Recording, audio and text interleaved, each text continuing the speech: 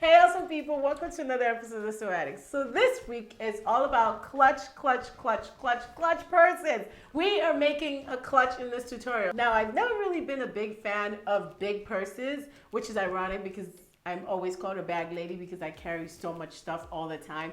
But over the years, I've kind of, turned it down a little bit, and I've been a big fan of like little purses and clutches and things that you can easily just carry around. So in this tutorial, I'm going to be teaching you guys how to make a clutch from scratch. Now, the exciting thing about this is you can kind of interchange it, different colors, different patterns. I'm going to be showing you guys how to do this later on in the video. So since you're here already, you might as well just stick around. So if you're new to my channel, thank you so much for joining me on another episode of Sew Addicts. If you haven't hit the subscribe button already, please make sure to do so you can see more awesome videos from me, and let's just jump right into it.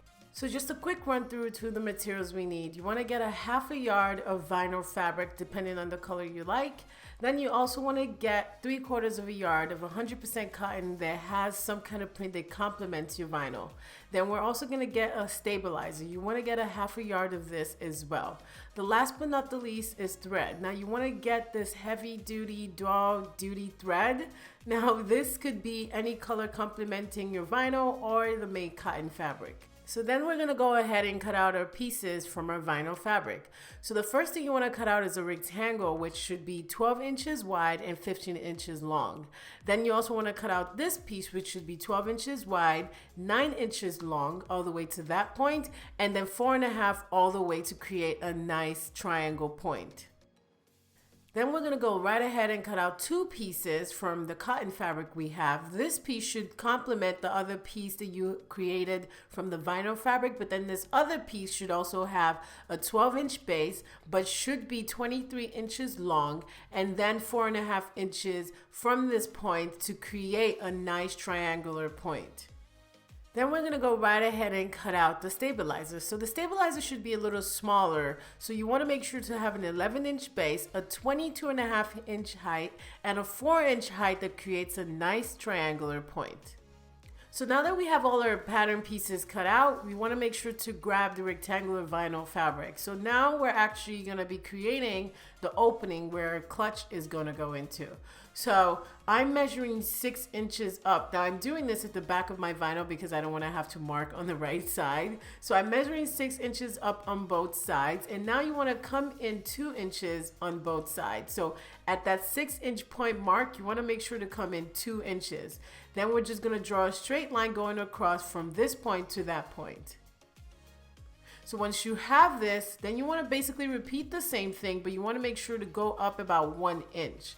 Now when we have our 1-inch mark going up, on that 1-inch mark, now we're going to come in 3.25 inches. So you want to come in 3.25 inches on both sides on that 1-inch mark, and we're going to connect these 2 points together.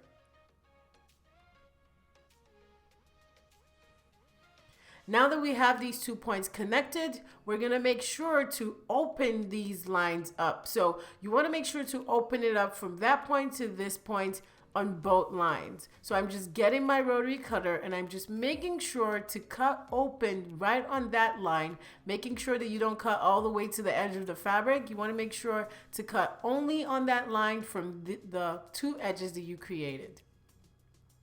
So once you have this all open, then we're just going to go right ahead and actually top stitch this on the sewing machine. We're going to top stitch across the lines, making sure that they're nice and steady.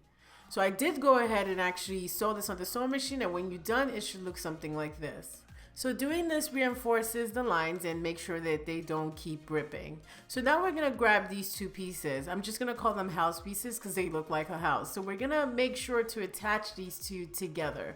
So I went on the sewing machine and I just made sure to top stitch both of them together at about 1/4 of an inch allowance. And when you have this, now we're going to go right ahead and attach it to our rectangular piece. So you want to make sure to attach this side on the shorter line side of the rectangular piece. So where that short line is, that's the side you want to attach this piece to, not the other side, which is the longer line. So we're just going to go right ahead and sew this on the sewing machine. Now, your sewing machine stitch should be a little bigger, about like a 3 instead of a 2 or 2.5. Now, when we're done attaching this, we're going to go right ahead and actually edge stitch these two pieces as well. So I'm going ahead and actually folding both seam allowances on each side, and I'm just going to go ahead and edge stitch both sides down, making sure that the seam is nice and flat.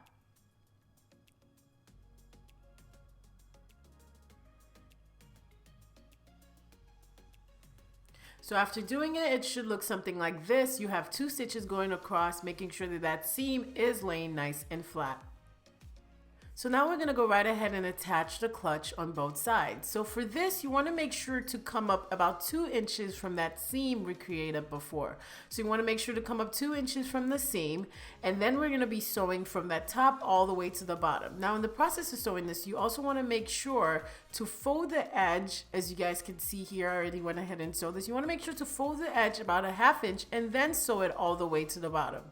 So this is the 1/2 inch seam allowance. Once you've done this, then we can go ahead and actually snip our sides, making sure that we're easily able to turn this bag inside out, and it should look something like this when it's all done up. So now we're going to go into the process of putting in the lining for the clutch. So the lining is the longer cotton piece, as you guys can see here. Now putting this together, you want to make sure to attach the lining piece and the main purse right sides to right sides. Now this is going to be a little tricky, but we are going to go right ahead and actually fold this over just a little bit all the way to the edge of the bag. And then we're going to go right ahead and actually sew our lining piece from this edge all the way down to the other edge of our purse. So I'm just making sure by pinning this down to show you guys how we're going to sew this down. So we're going to sew from this edge all the way across to the other side.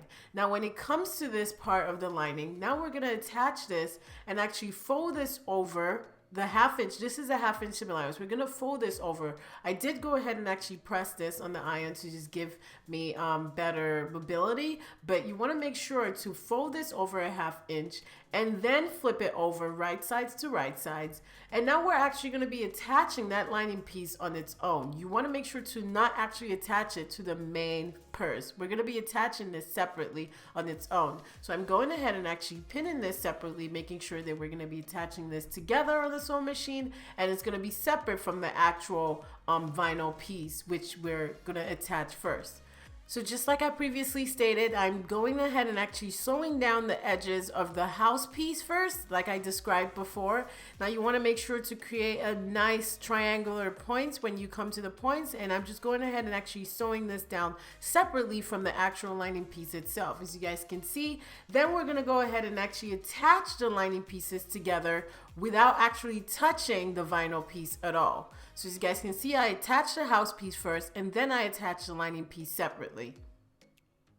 So once you've done this, now we're going to go ahead and actually trim that vinyl part down just a little bit to reduce all the bulkiness when we turn it right sides out. So after trimming this down, now we're just going to go right ahead and actually flip this right side out. So flipping this does take a little bit of time, so you might want to be really patient when doing this. But when you flip this out, you want to make sure to get all the corners, making sure that they're nice and out. And then when it comes to the lining, we're just going to shove that in just like as you guys can see, and it creates a nice little clutch. So the next process is actually just putting in our stabilizer. The stabilizer is really easy. You want to make sure to lift the lining and just put in the stabilizer. It does take a little bit of wiggling around to make sure that the stabilizer is actually laying nice and flat in there. But once you do get a hang of this, you want to make sure to also put it into the purse. As you guys can see, make sure to create a nice form for the clutch, and then you can put the lining. Now we're going to go right ahead and actually finish up the opening for our clutch. Now to finish up the opening for our clutch, we're gonna fold over a 1/2 inch of the vinyl fabric. Now you're folding over a 1/2 inch and covering up that stabilizer, and then we're gonna attach this to the lining piece by top stitching these two together. So you're folding over the 1/2 inch for the vinyl fabric, and then we're gonna attach this to the lining by top stitching these two pieces together. So I'm just going ahead and pinning this down just to show you guys how to do this. And then we're also gonna go ahead and actually edge stitch the house piece. So this piece right here, we're just gonna edge stitch that all the way around. So I did go right ahead and actually top stitch this on the sewing machine. As you guys can see, I top stitched the edge of the house piece at about 1/4 inch in, and I also top stitched the opening for my clutch, and everything is laying really nice, guys. At this point, your clutch is pretty much done. You just go right ahead and slide it into the lines we created earlier, and your clutch is complete.